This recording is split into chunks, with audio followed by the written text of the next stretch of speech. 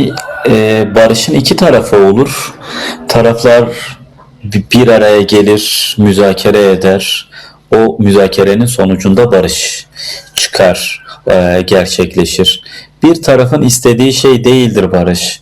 Her iki tarafın ortaklaştığı, ortak bir zeminde bir araya geldiği konsensustur barış ve bu yazılı bir metne, yasal bir çerçeveye dönüşür.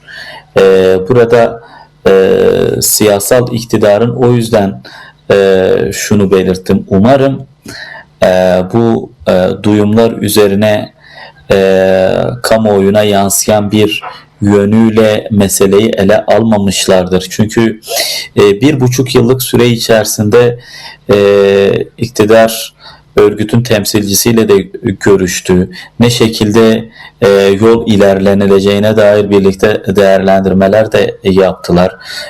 Bu bu işin neticesinde kalkıp da tekrar güvenlikçi politikalarına geri dönülecekse burada bir barışın koşullarının sağlanmayacağı aşikar.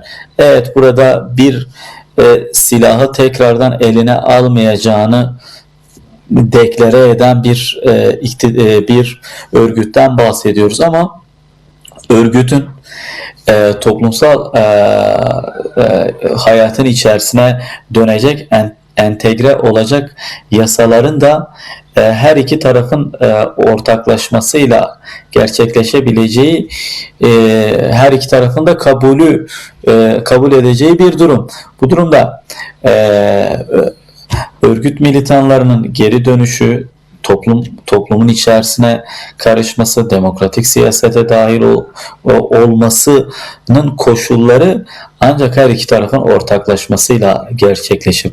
Bir tarafın budur demesiyle ne bir barış gerçekleşir ne de bu bahsettiğimiz entegrasyon gerçekleşir. Şimdi şöyle düşünün, silah yakma töreninin üzerinden 1 yıl geçti.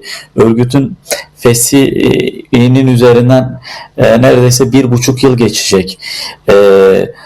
Kendi pozisyonunun netleşmesini isteyen bir örgüt var. Yani örgüt üyeleri şunu diyor: evet, ben dağdayım, benim bir pozisyonum yok, bununla ilgili benim sizden bir yasa beklentim var.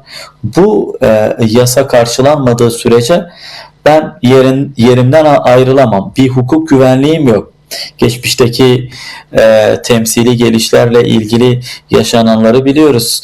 Kimi tutuklandı, kimi tekrar sürgüne gitmek zorunda kaldı, kimi hapishanede hayatını kaybetti ve tekrar bunların yaşanmasını istemiyoruz. Yani kısaca iktidara sadece şunu söyleyebiliriz: hafıza bizim için bir tecrübedir. 2013-15 yılında yaşadığımız süreç ve süreçten beklentiler karşılanmadığı için bu ülkede 10 yıl boyunca taş üstünde taş kalmadı, demokrasi yerle bir edildi, hukuk devleti dediğimiz kavram artık ulaşamayacağımız bir şeye dönüştü. İnsanların hukuk güvenliği yok. Bu kaosun içerisinde tekrar demokrasinin kodlarına geri dönüş, yeni bir demokrasinin tesisi noktasında bir beklenti, hukuk devletine bağlılık gibi bir beklentisi var toplumun. Daha sıradan sade bir vatandaşın hukuk güvenliği noktasında kaygılarının olduğu bir ülkede devlet açısından kriminal olarak tanımlanan bir örgüt militanı kendini nasıl hukuki düzlemde güvende hissedip de tekrar geri gelecek? Bu açıdan barışı konuşuyorsak bu 1,5 yıllık süre içerisinde bir meclis komisyonu kuruldu. Bu meclis komisyonuna yüzlerce insan, yüzlerce sivil toplum örgütü sunumlar yaptılar. Bu meselenin nasıl çözülmesi gerektiğiyle ilgili siyasi partilerin dünya deneyimlerinden faydalandıklarını biliyoruz. Sadece ona dahi bakılsa bu işin yol yöntemi o kadar çetrefilli, o kadar karmaşık, kangrenleşen bir mesele değil. Sade ve basit bir şekilde çözülür. İki taraf eşit bir masada oturup meselelerini çözebilmeleri için gerekli koşulların sağlanması gerekiyor. Bunun için de yasal değişiklik gerekli. Bunlar sağlandığı sürece yavaş yavaş kolay olanından zor olanına doğru gidilecek bir sürecin içerisine gireceğiz. Biz bir anda çözülecek diye bir beklenti içerisinde değiliz ama sağlam adımlarla gidilebilmesi için ilk başta temelinin sağlam olması lazım.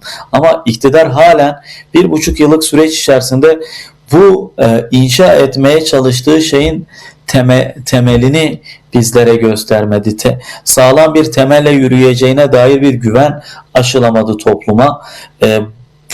Bunun özellikle siyasal iktidar tarafından tekrardan bir gözden geçirilmesi gerektiğine inanıyorum.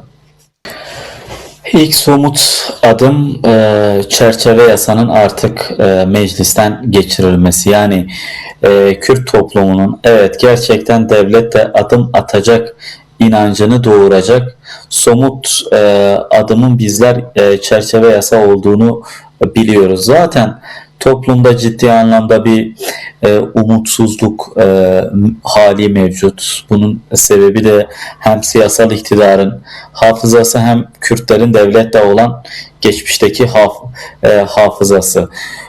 Bu yönüyle bu kadar geçmiş travması var iken toplumun mevcut süreci kabullenebilmesi, sürece sahip çıkabilmesi için devletin gerçekten somut bir adım olarak dediğimiz şey de bir yasa beklentisi.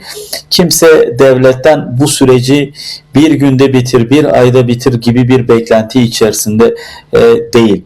Devletten temel beklenti bu sürecin devam edeceğine dair, sürecin resmi anlamda kabullenileceğine dair bir kapının açılabilmesi, kapının aralanması olarak temel beklentiyi sıralayabiliriz.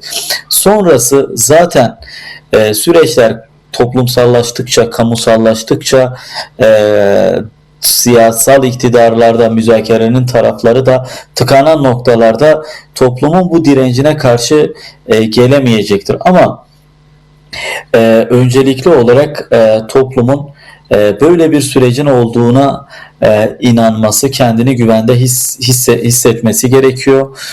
O yüzden çerçeve yasa bence şu anda ilk atılması gereken adım olarak belirtebilirim.